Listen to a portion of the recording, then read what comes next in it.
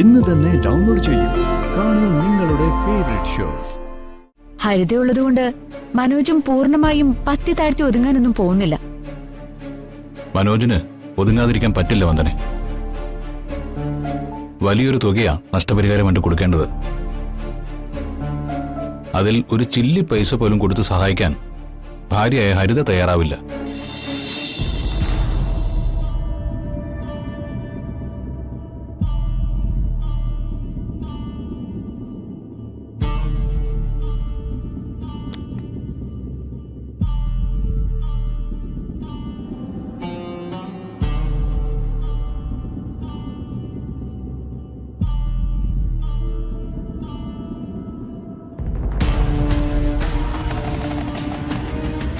പ്രകാശേട്ടാ, കേസിന്റെ വിധി എന്തായി?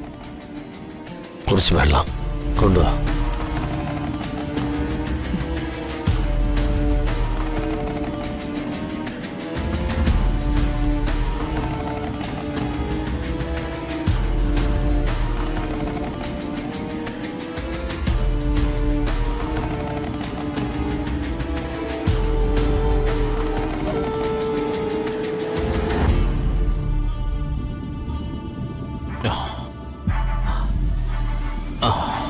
കേസിന്റെ വിധി എന്തായി? എന്താവാനാ, നിന്റെ മനസ്സ് പോലെ താങ്ങാനാവാത്ത സാമ്പത്തിക ഭാരം എന്റെ തലയിൽ വച്ചു തന്നു. ഒരു ചുക്കും ചുണ്ണാമ്പ് അറിയാത്ത വനിതാ ജഡ്ജിയുടെ ബെഞ്ചിലാ കേസ് വന്നത്. ഇനി ജഡ്ജിയെ കുറ്റം പറഞ്ഞു? സ്വന്തം കുറ്റം സ്വന്തമാണെന്ന് ഇനിയെങ്കിലും സമ്മതിക്കും മനുഷ്യ, ഭാര്യയുടെ മുന്നിലെങ്കിലും. കാര്യങ്ങളുടെ സത്യാവസ്ഥ മനസ്സിലാക്കി ജീവിക്കണം. താൻ മാത്രമാണ് ബുദ്ധിമാനെന്ന് കരുതുന്നതേ മണ്ടത്തരോ. ഇത്രയും നാളും അച്ഛൻ ക്ഷമിച്ചതേ പൊങ്കനായതുകൊണ്ടൊന്നുമല്ല, സ്വന്തം മകനായതുകൊണ്ടാ. ഇത്തവണ അച്ഛൻ വിട്ടുവീഴ്ച ചെയ്തില്ല. മകൻ കൊമ്പുകുത്തുകയും ചെയ്തു. പ്രകാശേട്ടന്റെ ദുഷിച്ച കർമ്മഫലം ഞാനും മോനും കൂടി അനുഭവിക്കേണ്ടി വരും. നിന്റെ വാചകമൊന്നും വേണ്ട.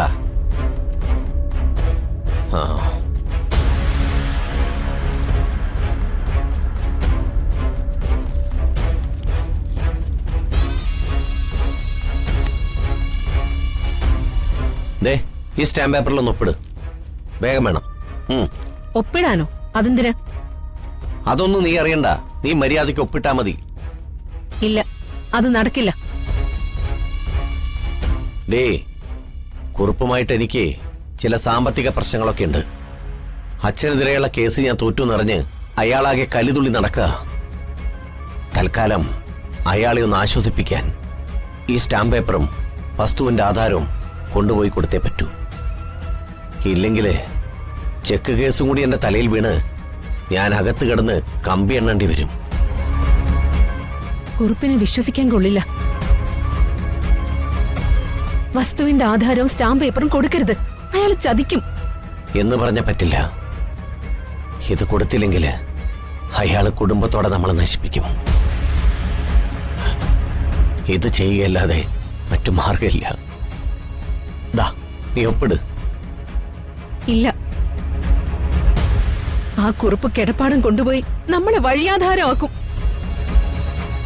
കണ്ണിച്ചോരയില്ലാത്ത രാഷ്ട്രീയക്കാരനാ അയാള്. പ്രകാശേട്ടാ, ഇത് തീക്കളിയാ. ഇതിന് ഞാൻ സമ്മതിക്കില്ല. രക്തം വിയർപ്പാക്കി ഞാൻ നേടിയ പണം കൊണ്ടുണ്ടാക്കിയ വീടാ ഇത്. അത് നഷ്ടപ്പെടാതെ നോക്കാൻ എനിക്കറിയാം. അച്ഛനെ പറ്റിച്ച പണം കൂടി ഈ വീടിന് നിക്ഷേപിച്ചിട്ടുണ്ട്, അത് മറക്കണ്ട. തർക്കിക്കുന്നു.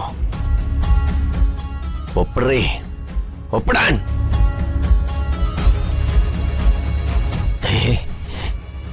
ഞാൻ നിന്നെ കൊന്നുകളയും. എനിക്ക് ഭ്രാന്തളിയേക്കാ. ഒപ്പിടേ. ഒപ്പിട്ട് തന്നേക്കാം, എല്ലാം കൊണ്ടുപോയി തൊലി. ഒപ്പിട്.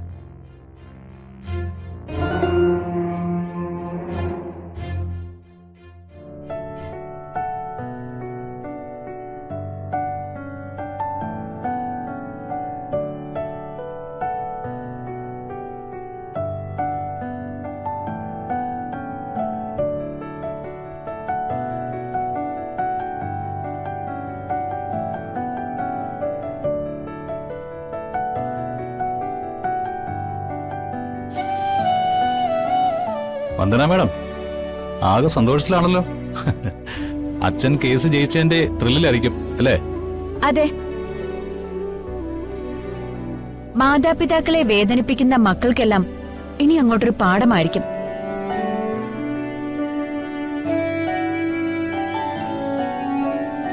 അക്കാര്യത്തിൽ മജിസ്ട്രേറ്റിന്റെ വിധി എല്ലാ അച്ഛനമ്മമാർക്കും അനുഗ്രഹമാവും. അമ്മയും കോടതിയിൽ പോയി മൊഴി നൽകിയതാണ് കേസിന്റെ ഗതി തന്നെ മാറ്റിയത്.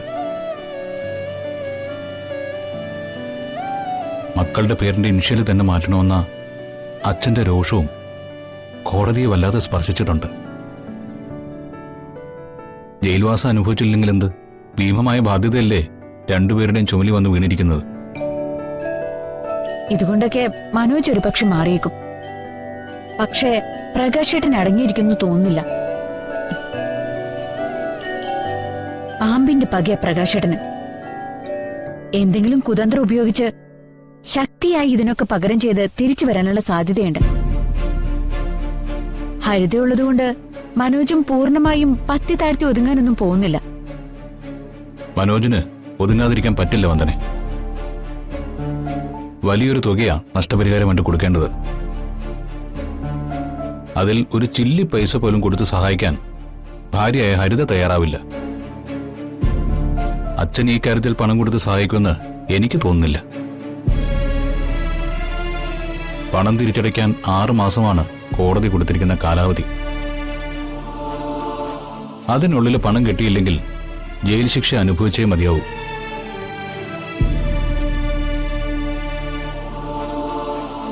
പാവം മനോജ് ഒരു കാലത്ത് എന്റെ കയ്യിൽ തൂങ്ങി നടന്നിരുന്ന ചെറുക്കന. അവൻ ജയിൽ ശിക്ഷ അനുഭവിക്കുന്നത് കാണേണ്ടി വരുമോ ഈശ്വര? മനോജ് ജയിലിനകത്തായ ജഗന്റെ ആനന്ദവല്ലി അപ്പച്ചി ഹരിതയെ കൊണ്ട് വേറെ കെട്ടിക്കുകയും ചെയ്യും. അത് ഞാനിവിടെ ഉള്ളപ്പോൾ നടക്കാൻ പോകുന്നില്ല. മനോജിന്റെ കാര്യത്തില് സെന്റിമെന്റ്സിനൊന്നും ഒരു കാര്യമില്ല. അച്ഛന്റെ അമ്മയുടെയും കാര്യത്തില് മനോജ് ആ സെന്റിമെന്റ്സ് ഒന്നും കാണിച്ചില്ലല്ലോ. വന്ദനെ, വിതച്ചതേ കൊയ്യാൻ പറ്റൂ. മാനത്തെ കൊട്ടാ